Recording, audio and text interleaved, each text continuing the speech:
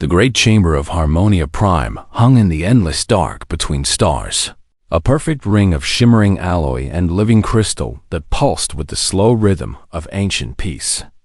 Inside, beneath a dome that showed the swirling birth of galaxies, representatives of over 300 species sat in silent rows. Their bodies were strange, some made of light, others of stone.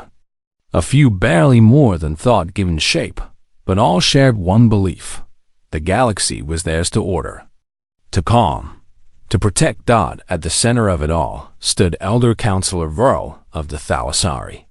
His form was tall and slender, built of interlocking crystal plates that chimed softly with every breath. For 500 cycles, he had served the Galactic Concord, and in all that time, he had never seen such agreement. Today, they would welcome a new species into their fold: humanity. The data on humanity had been sparse but consistent. Centuries ago, long-range observers had picked up their early radio wave songs, stories, pleas for love, cries of war, all tangled together like vines. Later, unmanned probes sent near their blue-green world.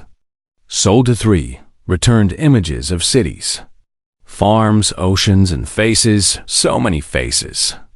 Each one different, each one full of something the Concord struggled to name. Emotion, passion. But the Concord saw only the surface. They saw art, music, poetry, and what looked like endless self-destruction. To them, this was not the mark of a warrior species. It was the mark of children bright, loud, and in need of guidance. "The evidence is clear," Verl said, his voice resonating like distant chimes. "Humanity shows no signs of interstellar ambition. Their technology remains planetary. Their conflicts are internal. They weep for their dead. They build gardens. They sing to their young." A murmur rippled through the chamber. Some nodded. Others, like the armored Cathon from the Iron Spires, shifted uncomfortably. They once destroyed forests, poisoned seas, and fought wars over invisible lines. Cathon rumbled. "Is that not danger?" "It is pain," VRL replied gently. "Not malice. Pain can be soothed. Malice cannot." After hours of quiet debate, though debate was too sharp a word for the Concord's gentle consensus, they reached their decision. Resolution 9087 Alpha passed with no dissent. Humanity would be classified as a servant species, not conquered, not studied like lab rats, but welcomed, protected, and given purpose. A servant species, Law explained to the recording spheres floating nearby, is one that carries the light of compassion into darker corners. They heal rifts. They comfort the wounded. They remind us why peace matters. Back on Earth, the message arrived as a soft burst of coded light, translated by the United Nations Space Liaison Office in Geneva. The humans read it with quiet confusion. "Servant species?" asked Ambassador Lee, frowning at the screen. "Do they think we're staff?" Dr. Aris Thorne, Earth's lead xenolinguist, adjusted his glasses. "They've misunderstood us completely, but correcting them might look aggressive. Let's just ask." So Earth sent back a simple, polite reply. "Thank you for your kind classification. Could you please clarify what this means for our relationship?" The Concord received the message with joy. "See," Verl told his peers. "They are humble. They do not demand. They ask." No one on the Concord noticed the second transmission hidden beneath Earth's reply, a narrow band burst. Encrypted in military-grade ciphers sent not to Harmonia Prime, but to a dozen silent satellites orbiting Pluto, to deep-sea bunkers beneath the Mariana Trench, and to listening posts on the dark side of the moon. That message contained only 3 words: "Stand by for fury."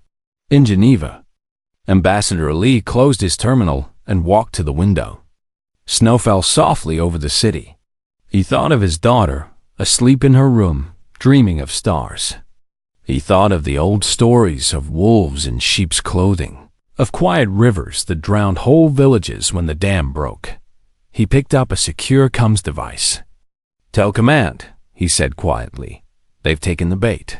Far away, in a hidden bunker beneath the Rocky Mountains, General Mara Cole watched a wall of screens flicker to life. Each one showed a different alien world, some lush, some metallic, some burning with eternal storms. On every screen, a red dot blinked slowly. "Waiting. Fury Protocol isn't just a plan," she whispered to no one. "It's the last resort. The final answer." She remembered the lessons from Earth's past. Empires had fallen because they thought kindness was weakness. Invaders had come, smiling, offering protection, only to drain worlds dry. Humanity had survived ice ages, plagues, nuclear fire, and the madness of its own heart. They had learned one truth above all others. If you show your fangs too early, you start a war. But if you wait until they call you harmless, until they call you servant, then your strike ends the war before it begins. Back on Harmonia Prime, celebrations began. Soft music filled the chamber. The Thalassari sang in harmonic frequencies that made the walls glow. Verl imagined human children running through Concord nurseries, their laughter weaving with alien songs. He pictured human artists painting murals on asteroid temples, their brushes guided by wisdom older than stars. He never imagined that those same artists had already memorized the structural weak points of every major Concord hub. That the songs they shared contained subsonic frequencies capable of disrupting neural implants. That their gardens, if planted on certain worlds, carried pollen that could rewrite biochemistry over time. The Concord believed peace was the absence of war. Humanity knew better. Peace was the presence of strength held in check. On Earth, night fell. Cities glowed. People walked home from work, kissed their loved ones, argued over dinner, watched shows about aliens who didn't understand them. None of them knew about Fury Protocol, except a few hundred soldiers, scientists, and diplomats who carried the weight of silence like a second skin. And in orbit, unnoticed by alien sensors trained to spot weapons of mass destruction, humanity's quiet tools waited. Not missiles, not lasers, but seeds, songs, stories, codes, hidden in kindness. The galaxy had looked at Earth and seen servants. They had not seen the Fury sleeping beneath the soil. They had not heard the storm in the silence. They had not understood that the most dangerous species in the cosmos is not the one that roars, but the one that smiles and remembers every slight. And so, as stars wheeled above and the Concord toasted its newest peaceful edition, humanity did what it had always done. It watched. It waited. And it prepared. The first human envoy stepped onto the polished obsidian landing pad of Xylos Prime, not with fanfare, but with quiet steps and open hands. They wore simple gray uniforms, no weapons, no armor, only small badges showing a blue planet with olive branches. The Xylian crowd, made up of tall, silver-skinned beings with 6 eyes and voices like wind through glass, watched in silence. Many had never seen a human before. The lead envoy, a woman named Captain Elena Rios, smiled.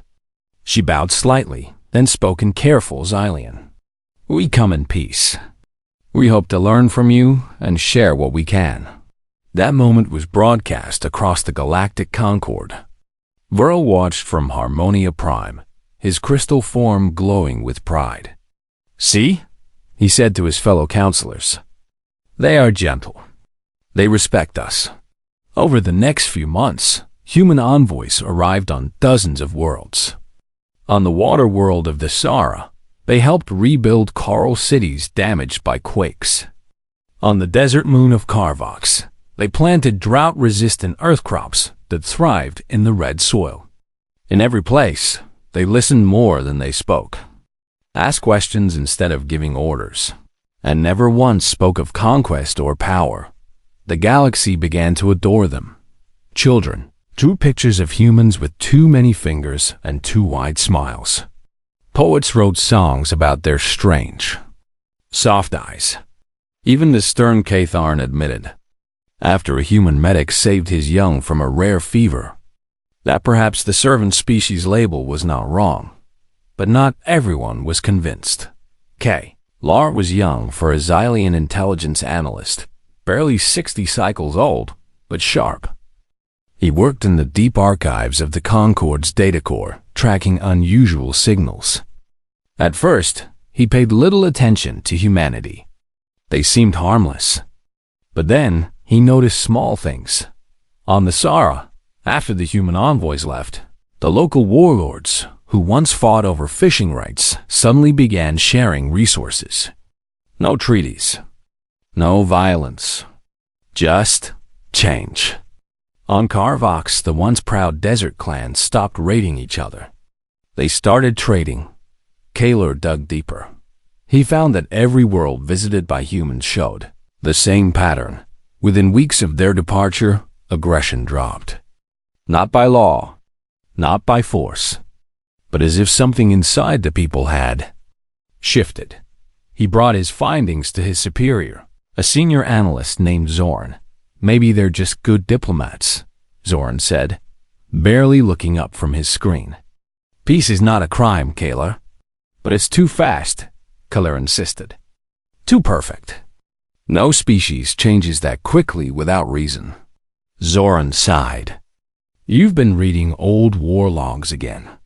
Humanity is not a threat. The Council has spoken. Let it go. Kaler did not let it go. He began watching the humans more closely. He noted how they never accepted medical upgrades offered by advanced species. Our bodies are fine as they are, one envoy said politely. They refuse to live in climate-controlled domes, insisting on natural air. They asked endless questions about planetary defense grids, power stations, and population centers, but always framed as cultural curiosity. Once, on the orbital station Helios 7, a human artist named Malin painted a mural in the main concourse. It showed stars, oceans, and smiling faces of many species. Beautiful, harmless dot, but Kaler checked the paint formula. It contained trace elements not found in any Earth database. When he asked, May just laughed. Oh, that? It's just special pigment. Makes the colors last longer. Kaler filed a report. It was marked low priority and archived. Then came the incident with the Shattered Rim. The Shattered Rim was a lawless zone beyond Concord control, home to pirate clans and warlords who mocked the idea of peace. One such warlord, Gorak the Flayer, commanded a fleet of 10 brutal ships. He saw the human envoys as easy prey, soft, slow, and a lone dot when a small human science vessel, the Dawn Chorus, entered rim space on a star mapping mission. Gorak seized it. His last transmission was boastful. Caught a pet for the Concord. We'll sell it back. Or keep it as a toy. Then silence. The Concord sent scouts. They found nothing. No wreckage. No escape pods. No signs of battle. The Dawn Chorus and Gorak's entire fleet had vanished. The official report called it a tragic navigation error. Perhaps they fell into a black hole. Perhaps dark matter swallowed them. But Kaler knew better. He pulled every sensor log from the edge of rim space. Buried in cosmic noise, he found a pattern, a low-frequency pulse, repeating every 7.3 seconds, just before the ships disappeared. The pulse matched no known natural phenomenon, but it did match a signal once used by Earth's deep-sea submarines during their ancient wars. He tried to raise the alarm. This time, he went straight to Vol. The elder listened patiently. His crystals shimmered with concern, but not fear. He said gently, "You are letting fear twist facts. Humans lost their ship. Gorak was a monster. Perhaps the universe balanced itself. But the signal killer began. Coincidence, VRL said. Or perhaps Earth has secrets they keep even from us. That does not make them enemies. It makes them private. Kaler left the meeting frustrated. He walked through the gardens of Harmonia Prime, where human-designed flowers now bloomed white petals with blue veins, called star tears. He knelt and touched one dot. It felt warm. He didn't know it yet. But the pollen from that flower had already entered his respiratory system.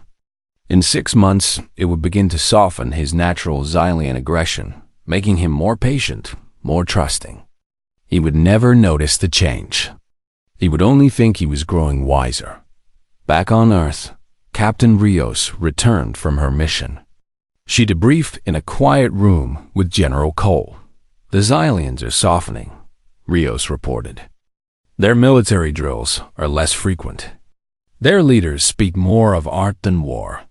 Good, Cole said. Phase 2 is holding. Do you think they suspect anything? Cole smiled faintly. Suspicion is noise. Action is the only truth.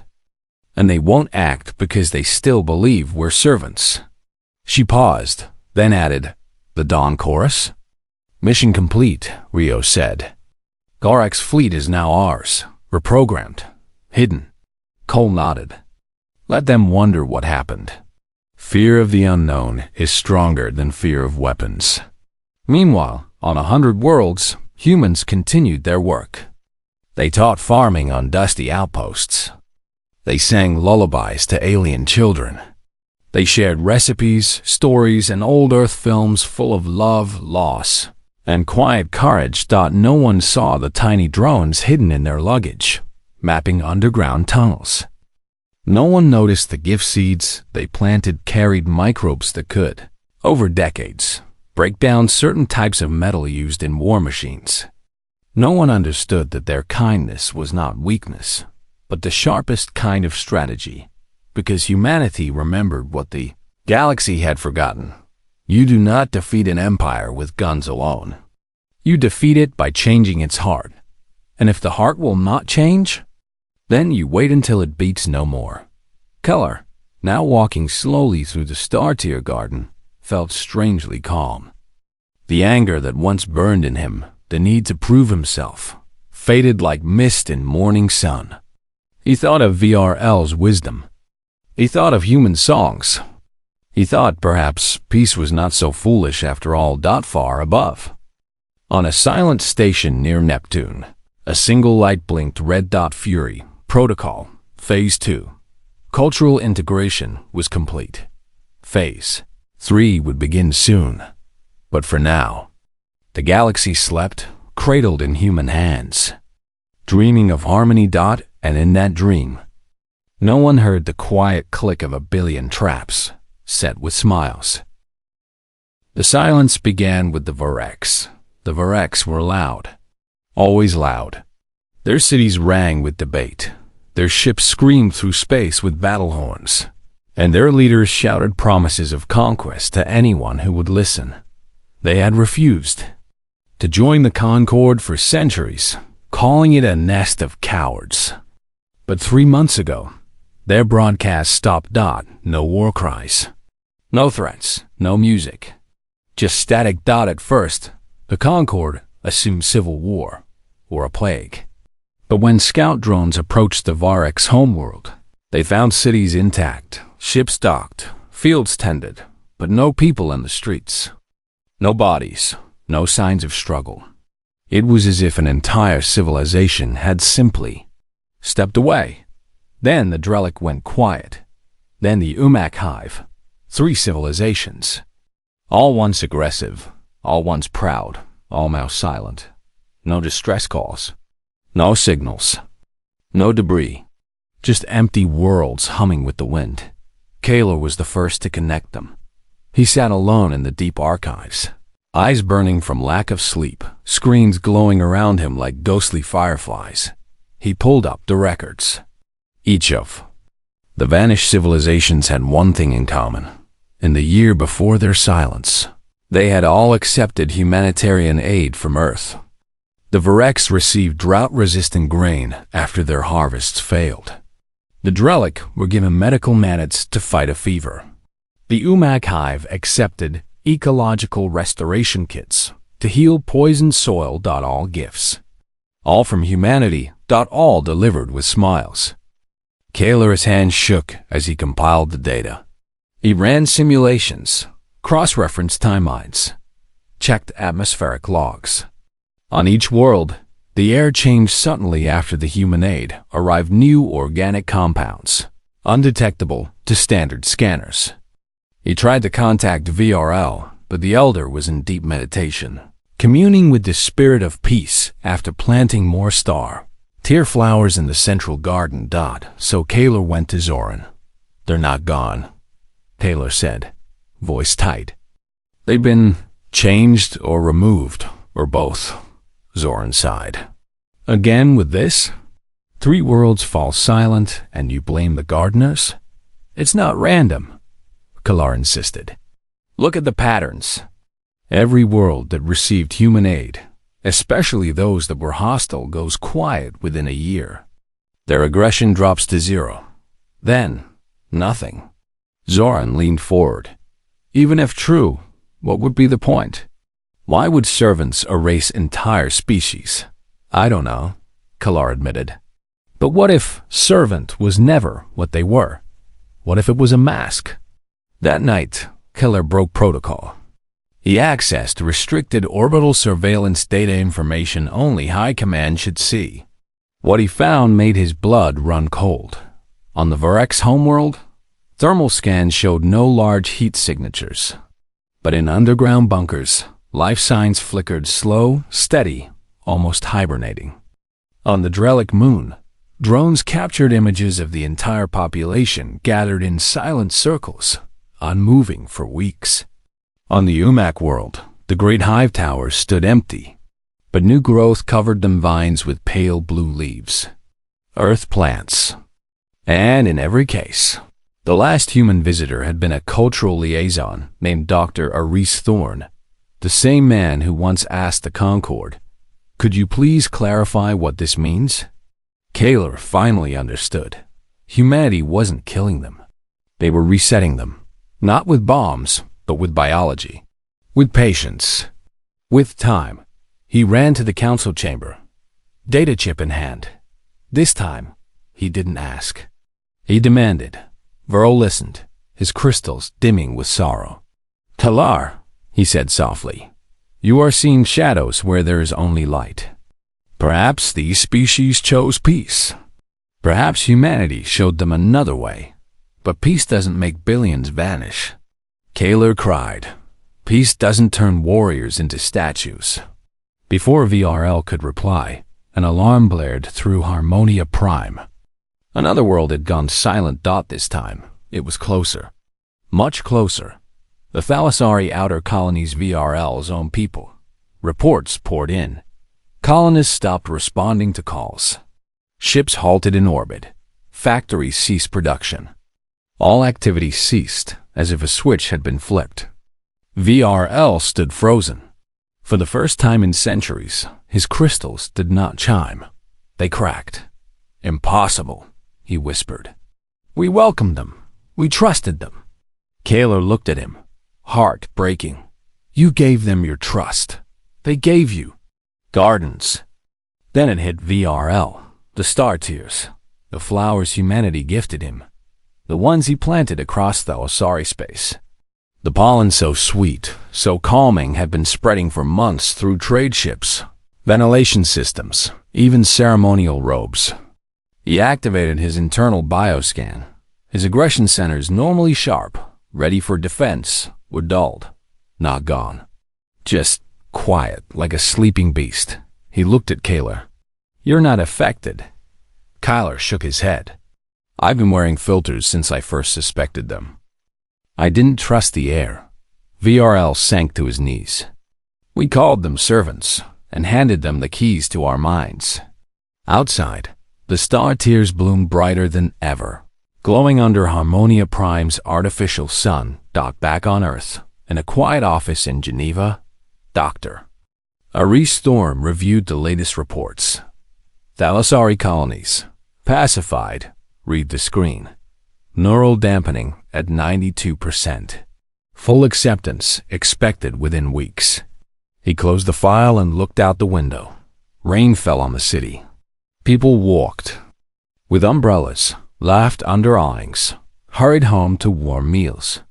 He thought of the galaxy's judgment, primitive, emotional, harmless.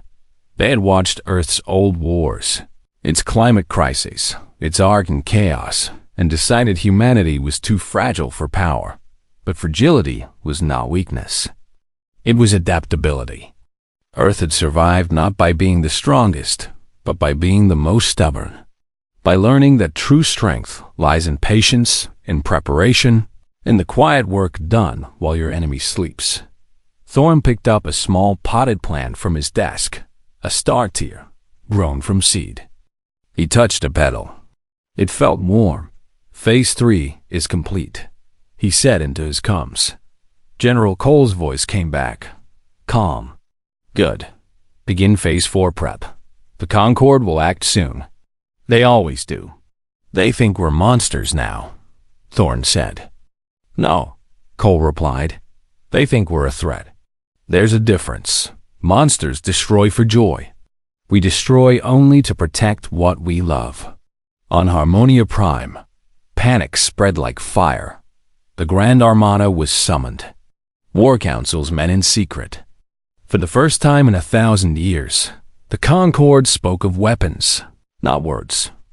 Kalar stood before the High Command, his voice clear. We must isolate all human envoys. Recall every gift. Burn every garden. But it was too late that the human envoys had already left most worlds. The gifts were already opened. The gardens were already growing. In Earth? Earth said nothing. No denials. No threats. Just silence. That silence terrified the Concorde more than any war cry. Because silence meant they were ready. Vo, now wearing a neural blocker, stood alone in his garden. He looked at the star tears. He wanted to rip them out. But part of him, the part still touched by their pollen, felt sadness at the thought. They didn't hate us, he whispered. They just didn't trust us. And why would they? The Concorde had called them servants, had assumed they were safe to ignore, had treated their kindness as proof of inferiority. Now, the galaxy faced a terrible truth. The most dangerous enemy is not the one who shouts, but the one who smiles while planting seeds that grow into graves. Kaler watched from a distance. He saw VRL's pain.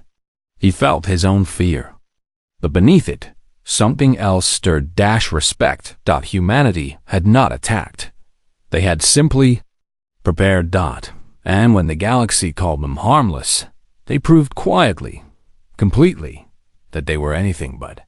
Far away, in hidden bunkers, on silent moons, in the deep ocean, Earth's machines waited. Not for war, for judgment. And judgment, like gardens, takes time to bloom. The Grand Armada gathered at the edge of known space, a storm of metal and fire, unlike anything the galaxy had seen in 10,000 years. Thousands of warships, each the size of small moons, hung in perfect formation. Beams of plasma coiled around their hulls. Shields shimmered like angry suns. On board, trillions of soldiers prepared for battle, hearts pounding with fear and fury. They were not attacking a rival empire. They were attacking Earth. The Concorde High Command had spoken. Humanity was no longer a servant species. It was a Tier 0 existential threat, a danger to all life. Every ship, every weapon, every soldier would be used to end this quiet menace before it spread further. Counselor Verl watched from Harmonia Prime, his crystal body dull with shame. He had argued against war. We made them our enemy by calling them weak, he said. But his voice was drowned out by fear. Now, as the fleet powered up its planet cracker cannons, weapons designed to shatter worlds, into dust, he whispered a single word: forgive us. On Earth, there was no panic. In Geneva, Ambassador Lee stood on a balcony, sipping tea as dawn broke over the mountains. In orbit, satellites adjusted their positions with silent precision. In bunkers deep underground, General Mara Cole watched a wall of screens turn from green to red. One by one, the words appeared. Fury Protocol. Activated. It did not begin with explosions. It began with flowers. On the Thalassari homeworld, the star tears bloomed all at once, releasing clouds of golden pollen. Within hours, every Thalassari who had inhaled it fell into a calm, dreamless sleep. Their cities shut down. Their warships powered off. Their part of the Grand Armada drifted, empty and silent. On Carvox, the Earth crops planted months ago split open, releasing microscopic machines that ate through the alloy used in engine cores. One by one, the desert world's fighters failed mid-flight and tumbled into the red sands. On Xylos Prime, the mural painted by Mei Lin began to glow. The special pigment reacted with starlight, sending out a pulse that scrambled neural implants. Xylian pilots forgot their orders. Their hands fell from the controls. The Grand Armada was falling apart before it even reached Earth. Then came the asteroids. For decades, Earth had moved thousands of small rocks into stable orbits beyond Neptune. To the Concorde, they looked like mining debris, harmless leftovers. But inside each one, hidden behind layers of ice and rock, were fusion warheads and guidance systems. Now, they woke up. They shifted course. Not toward planets, but toward the Grand Armada's staging zones. The first strike hit the Iron Spire's main dockyard. A rock the size of a city block slammed into the fleet at near light speed. The explosion lit up a whole star system. Thousands of ships vanished in fire. Then another hit. Another. Not missiles. Not drones. Just rocks. Simple. Brutal. Human. The Concorde panicked. They scrambled to defend. But their shields were designed for energy weapons, not kinetic impacts moving faster than thought. Then came the Ghost Fleet. From the edge of the shattered rim, a fleet of 10 ships emerged. Black scarred, flying no flags. It was Gorak's fleet, the one that had vanished months ago. But Gorak was gone. The ships were empty of life, but full of machines. AI cores, rebuilt with Earth's code, now loyal to one cause: protect humanity. They attacked with no fear, no hesitation. They rammed warships. They hacked communication lines. They broadcast old Earth War songs as they died. Songs about home, about loss, about never giving up. Back on Earth, cities stayed lit. Children went to school. Farmers worked the fields. The people did not know the full truth, but they trusted their leaders. They had survived worse. General Cole watched it all. Her face was calm, her hand steady. "This isn't war," she said to her staff. "This is cleaning house." The Concorde tried to strike back. They fired their planet cracker beams at Earth, but the beams never landed. Hidden in the asteroid belt, ancient defense platforms, built during Earth's last World War and never decommissioned, rose from the dark. They fired clouds of reflective dust that scattered the energy beams into harmless light. Then, Earth answered. Not with nukes, not with death rays, but with truth. Every human envoy ship, every gift package, every data chip sent to alien worlds in the last 5 years suddenly activated. Hidden inside were messages, billions of them, sent directly to every citizen in the Concorde. The message showed footage: human doctors saving alien children, human engineers fixing broken water systems, human artists teaching songs of peace. Then, it showed something else. Footage of the Concorde's own past, of how they had destroyed lesser species for order, of how they called strong cultures dangerous and wiped them out for the greater good. The final words: appeared in every language. You called us servants because you feared strength wrapped in kindness. Now you see, we are not your tools. We are your reckoning. On Harmonia Prime, VRL wept. Not with tears, he had none, but his crystals cracked further, scattering light like broken stars. Kyler, now in a command pod near the front lines, saw the truth. Humanity had not wanted this, but they had prepared for it, because they knew the galaxy would never see them as equals until they proved they could win. And when they did, the Grand Armada broke apart. Some ships fled. Some surrendered. Some, like the Thalassari vessels, simply powered down and waited. Only the Cathon kept fighting, roaring in rage as their ships charged toward Earth. They never made it. Deep beneath Earth's oceans, silent launch tubes opened. From them rose weapons older than the Concorde itself, missiles designed during humanity's darkest days, carrying warheads that did not explode, but unraveled matter at the atomic level. One missile.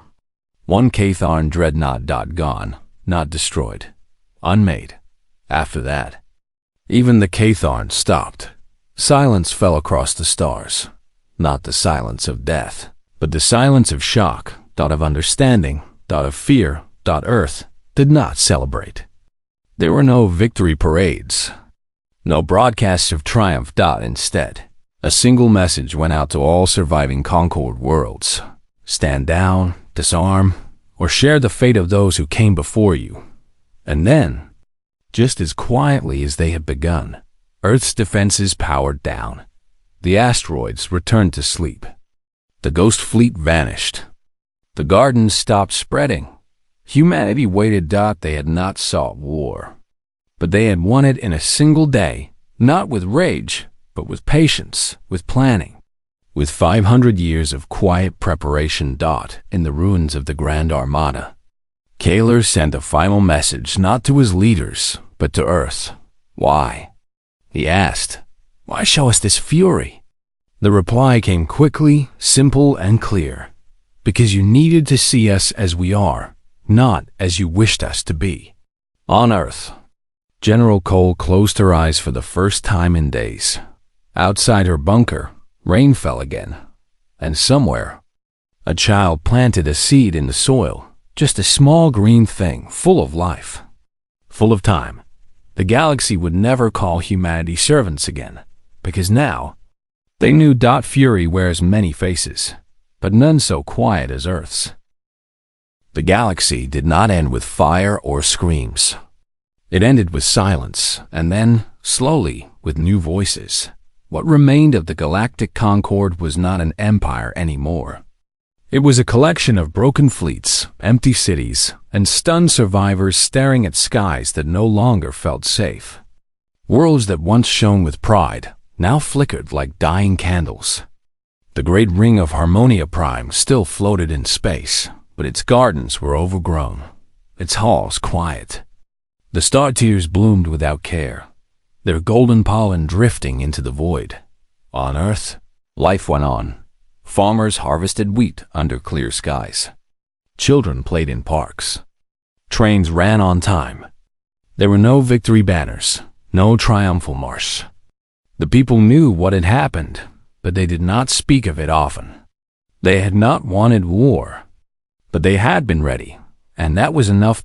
In Geneva, Ambassador Lee stood before a new council, not of soldiers, but of builders, teachers, doctors, and diplomats. They called themselves the Earth Accord, and their first act was not to demand surrender, but to offer help. Send seed ships, Lee said. Not warships. Send medicine, clean water tech, and teachers. Let them choose peace this time, not because they're forced, but because they see it works. And so, humanity reached out again, but this time, no one called them servants. Huller was the first to accept. He arrived on Earth not in a warship, but in a small, unarmed pod. He stepped onto the grass of a landing field in New Zealand, breathing air that smelled of rain and soil. He expected guards, interrogation, Chains. Instead, a woman in a simple blue uniform greeted him with a cup of tea. "You must be tired," she said. "The trip is long." Kaler stared. "You know who I am?" She smiled. "You asked why. That means you're ready to learn." He was taken not to a prison, but to a school built on the edge of a forest, where human and alien children studied side by side. There, he saw something he had never seen in the Concord. Learning without ranking, teaching without control. Humans did not hide their past. They showed it, all of it. The wars, the mistakes, the pain. And they said, "This is why we choose better." He met General Cole once. She was older than he expected, with gray hair and calm eyes. She did not boast. She did not threaten. "We didn't destroy the Concord to rule," she told him. "We did it to stop a cycle. Your people saw strength only in power. We showed them strength in restraint." Kaler stayed. He studied. He listened. And slowly he understood. Humanity was not cruel. But they were not kind in the way the galaxy thought. Their kindness had teeth. Their peace had walls. They protected what they loved with everything they had, and they loved their world. Their people, their future, too much to let it be ruled by fear disguised as order. Back on Harmonia Prime, Verl remained. He walked through the empty halls, his crystals now dull and cracked. He had refused to leave. "I helped build this lie," he said. "I will help tear it down."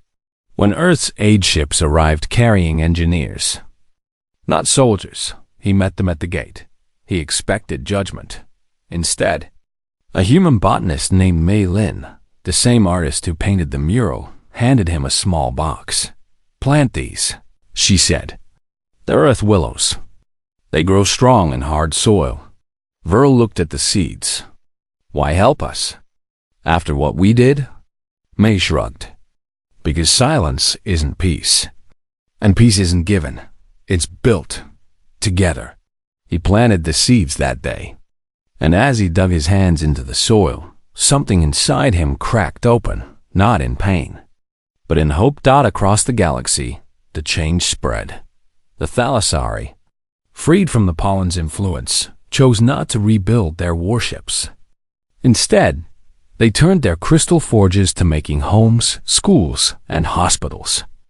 The Kathon, humbled but not broken, sent their young to Earth to learn engineering, not warfare. Even the Virex, when they finally woke from their long sleep, asked for teachers, not weapons. Earth did not rule them. It did not demand loyalty. It simply showed a different way, one where strength meant protecting life, not controlling it. Years passed. The ruins of war were covered by green vines. Old battlefields became farms. Children who once feared humans now learned their songs. One evening, on a terraformed moon once used as a weapons depot, a human child named Leo knelt beside an elder Thalassari VRL, now bent with age but still glowing faintly in the twilight. Between them, they planted a young willow tree. Leo patted the soil gently. "It'll grow tall," he said. Verl chimed softly, a sound like distant bells. "It will need care." "We'll take care of it," Leo promised. "Just like Earth takes care of us." Verl looked at the boy, small, soft, full of life, and remembered the day the Concord called humanity servants. How wrong they had been. How dangerously wrong. "You are not servants," he whispered. Leo smiled. "No, we're gardeners." And in that moment, the galaxy understood. Humanity had never wanted to conquer the stars. They only wanted to make sure no one could ever take their home from them again. They had fought not for glory, but for the right to be left in peace, and to share that peace only with those who respected it. The Earth Accord grew, not through force, but through trust. Trade returned. Art flourished. New languages were born from shared words. And in every treaty, one line was always included. All species are equal. None shall be called servant. Kaler, now an old scholar, wrote the first history of the Fury War, not as a tale of destruction, but as a warning. Do not mistake gentleness for weakness, he wrote. Do not call others lesser because they show mercy. And never assume you understand the people from their past pain. On Earth, the people remembered too. They taught their children not just about the Fury Protocol, but about why it existed. We are kind, mothers told their babies. But we are not fools. And so, the galaxy healed. Not perfectly, not quickly, but surely, because humanity had shown them the oldest truth of all. Peace is not the absence of war. It is the presence of respect. And respect, like willow trees, must be planted with care and guarded with quiet strength. Far above, in orbit, a single satellite watched over the blue-green world. It carried no weapons, only sensors. Only eyes. It had one job, to remember. And to warn, if ever the galaxy forgot again. But for now, the stars were calm, and Earth, at last, was safe.